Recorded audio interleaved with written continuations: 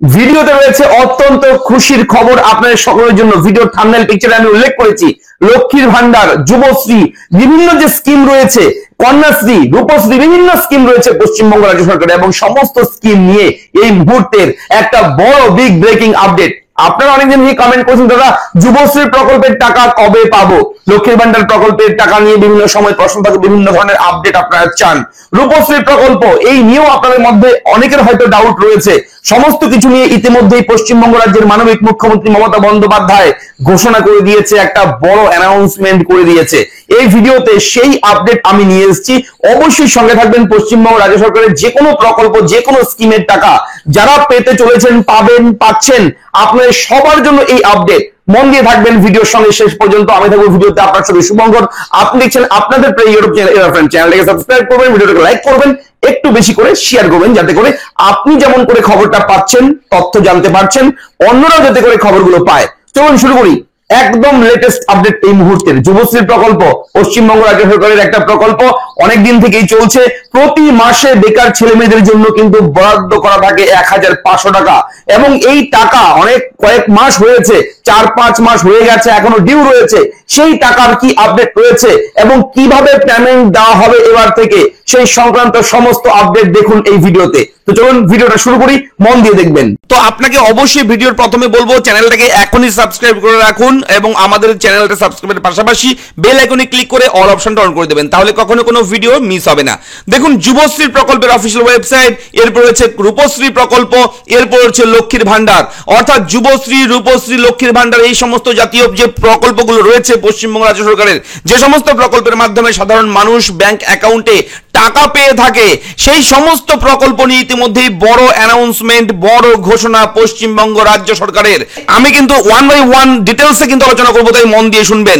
দেখুন, নবান্নের 16 দফা নির্দেশিকা, নবান্ন সূত্রে খবর, লক্ষ্মীর ভান্ডার, কন্যাশ্রী, রূপশ্রী, যুবশ্রী সহ রাজ্যের যে সমস্ত দফতর বিভিন্ন প্রকল্পের টাকা সরাসরি উপভোক্তাদের ব্যাংক অ্যাকাউন্টে দেয়, তাদের জন্যই জারি করা হয়েছে 16 দফা নির্দেশিকা।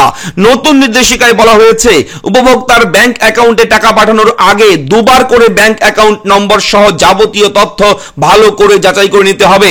এবং অবশ্যই আরো রয়েছে আপডেট। আরো আপডেট কি রয়েছে দেখতে পাচ্ছেন, সরাসরি টাকা পাঠানোর এই 16 নির্দেশ নবান্নের কোন কোন নির্দেশ দেওয়া হয়েছে স্পষ্টভাবে উল্লেখ রয়েছে এখানে। প্রথমে রয়েছে, টাকা পাঠানোর আগে ব্যাংক অ্যাকাউন্ট নম্বর দুবার যাচাই করতে হবে। 2 নম্বর, অ্যাকাউন্টে টাকা পাঠানোর আগে ব্যাংকের পাসবইয়ের ফটোকপি বা ক্যান্সেল চেক নিতে হবে। 3 নম্বর, কোন প্রকল্পে টাকা পাঠানো হচ্ছে সে বিষয়ে দফতরকে সতর্ক থাকতে হবে। 4 নম্বর, একটি ব্যাংক অ্যাকাউন্ট যেন একাধিক উপভোক্তার না হয়। 5 নম্বর, উপভোক্তার ব্যাংকের আইএফএসসি যাচাই করতে হবে। 6 নম্বর, যে অ্যাকাউন্টে টাকা পাঠানো হচ্ছে ব্যাংকের সেই শাখা যেন এ রাজ্যের হয়, এটাও কিন্তু উল্লেখ রয়েছে।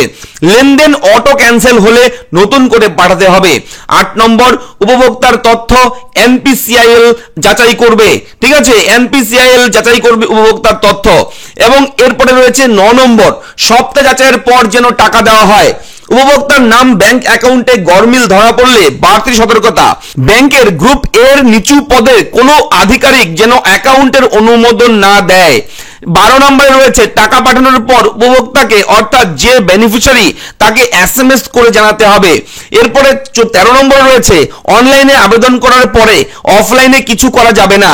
14 নম্বরে রয়েছে, অফলাইনে এমনভাবে আবেদন করতে হবে যাতে সব তথ্য যাচাই করা যায়। 15 নম্বরে রয়েছে, টাকা পাঠানোর পোর্টাল এবং বিভাগীয় পোর্টালের মধ্যে সমন্বয় থাকতে হবে। এবং সর্বশেষ, যে দফতর টাকা পাঠায় তাদের মাসিক অথবা ত্রৈমাসিক পর্যালোচনার স্টেটমেন্ট পাঠাতে হবে। এই হচ্ছে 16 দফা নির্দেশ নবান্নের। এবং যুবশ্রী প্রকল্পের জন্যও কিন্তু এই একই নিয়ম রয়েছে। তো আশা করা যাচ্ছে এই সমস্ত নিয়ম মেনে খুব শীঘ্রই যুবশ্রী প্রকল্পের টাকা রিলিজ করতে পারে রাজ্য সরকার এবং এমপ্লয়মেন্ট ব্যাংক কর্তৃপক্ষ।